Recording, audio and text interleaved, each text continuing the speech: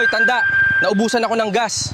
Baka pwedeng ibigay mo na lang sa akin yung kinita mo ngayon para hindi ka na masaktan. Naku, hindi ko ibibigay sa'yo to dahil pambili ng gamot ng anak ko ito at isa pa ang laki ng katawan mo. Bakit hindi ka magtrabaho? Bakit ito ang gusto kong trabaho eh? At isa pa, ang dami mong sinasabi, tanda! Nay, bakit ka malungkot ha?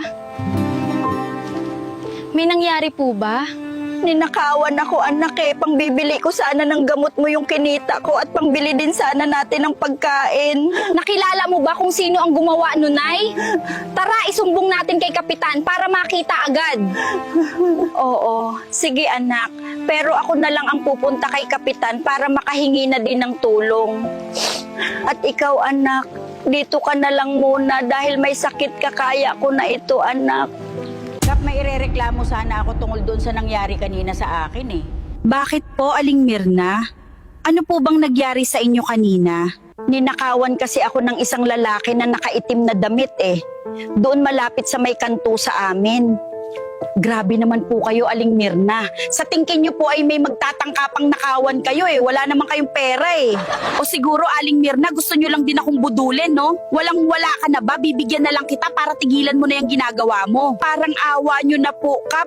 Pakinggan niyo po ako. Pambili po kasi ng gamot ng anak ko yun eh. Nako, Aling Mirna, mukhang imbento niyo lang yung sumbong niyo, lalo na wala kayong pruweba. Kaya umalis na lang po kayo. Sana hindi na lang pala ako nagreklamo kay Kapitan. Hindi din naman pala niya ako pakikinggan.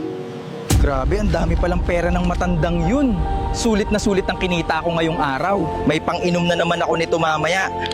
Sana bukas makasalubong ko ulit ang matandang yun. Hoy Mark, nakita ko yung ginawa mo kanina. Napanood ko sa CCTV yung matandang ninakawan mo. Saan mo naman nakuha yan? At yung matanda nagrereklamo sa akin kanina. Kaya ang mabuti pa, huwag ka munang lalabas ng bahay. Sorry ate, pero hayaan mo, last na to, hindi na ako magnanakaw ulit. Sadyang nagipit lang talaga ako ngayon eh. Nahihiya na kasi akong humingi ng pera sa'yo eh, dahil may pamilya ka na. Kaya ito na lang ang naiisip kong gawin. Naku, okay lang yun, Mark. Basta magsabi ka lang sa akin, pwede naman din akong kumuha ng pera sa barangay eh. Naku ate, di ba? Pag nanakaw din yung ginagawa mo, baka mahuli ka niyan or magtaka sila. Naku, Mark, hindi ako nagnanakaw, nangungupit lang ako eh. Ikaw nga ang nagnanakaw dyan eh. O Nay, magtitinda na po ba kayo? Ang aga pa po eh. Oo anak eh, kailangan kong agahan ngayon para makabawi ako sa mga perang ninakaw sa akin kahapon. Huwag na kayong dadaan kung saan kayo ninakawan kahapon na baka andun na ulit yung lalaking magnanakaw. Anong oras na? Bakit wala pa ang matandang yun? Wala tuloy akong manakawan ng pera, bad trip naman. Mabuti na lang nakinig ako sa anak ko. Tignan mo, naubos ang mga paninda ko at safe pa akong makakauwi ng bahay. Mayor, pinapatawag niyo daw po ako? Oo, at hindi na ako magpapatumpik-tumpik pa. Alam mo ba na wala ng pondo ang barangay nyo, ha? In short, ubos na. Wow, ha? Kapitan ka lang pero nakapagpagawa ka ng bahay. Bakit? Saan galing ang pera? Sa nakaw ba? 3 million ang budget ng barangay nyo at naubos yun sa loob ng 3 buwan. Kaya nakakapanghinala.